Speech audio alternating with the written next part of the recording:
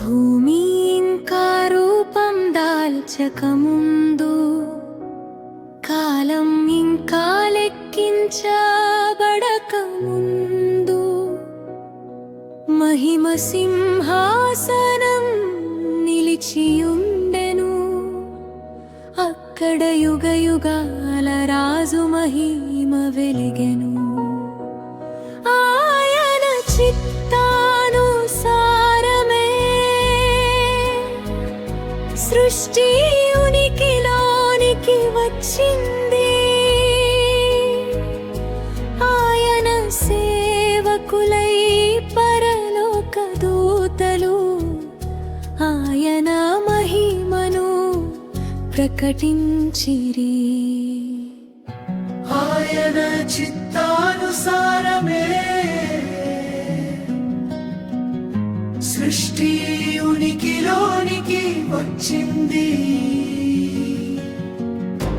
ఆయన సేవకులై పరలోక దూతలు ఆయన మహిమను ప్రకటించిరి. సింహాసనం చుట్టూ మహిమా వెలుగు, పరిశుద్ధ నామమే నిత్య గీతము. రాత్రింబగళ్ళు ఆగని ఆరాధన, యెహోవా మహిమకే నిత్య ఘనత. పరిశుద్ధుడు పరిశుద్ధుడు అని పరలోకం మారుమ్రోగెను. ఆయన చిత్తానుసారమే సృష్టి ఉనికిలోనికి వచ్చింది. ఆయన సేవకులై పరలోక దూతలు ఆయన మహిమను ప్రకటించిరి. రక్షణకు సేవ,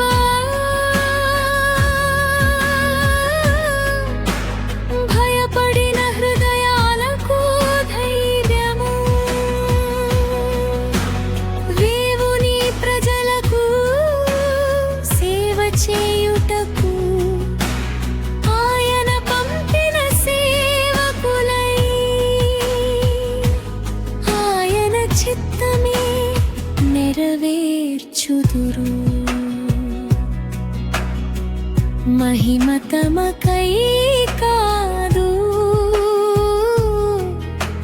సర్వ మహిమ రాజుకే.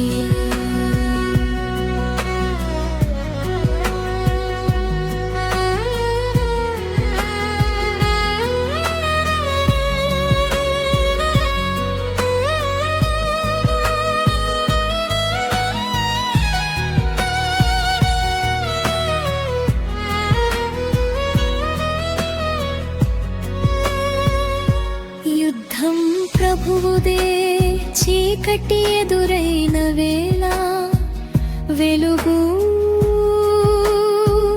వెనుదిరుగదు. సర్వశక్తిమంతుని చిత్తమే గెలుచును. ఆయన రాజ్యం ఎన్నడును కదలదు. దూతల గానము, విమోచితుల గానము ఒకే స్వరమై కలిసెను. హల్లెలూయా,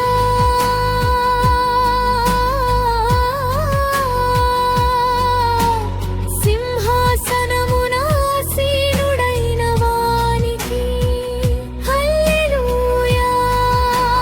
గొర్రె పిల్లయైన యేసుక్రీస్తుకే హల్లెలూయా. యుగ యుగాల మహిమ అంతా నీకే.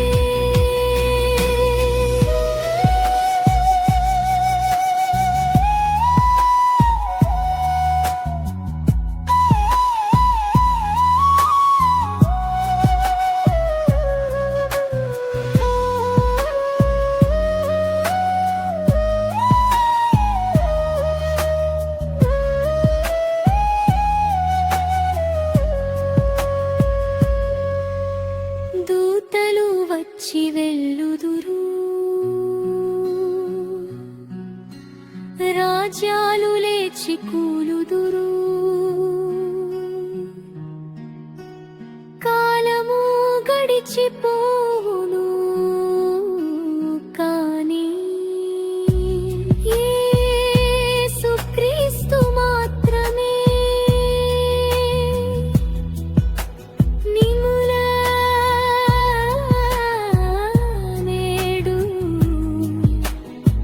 నిత్యము ఒకే విధముగా ఉన్నవాడు. ఆమేన్.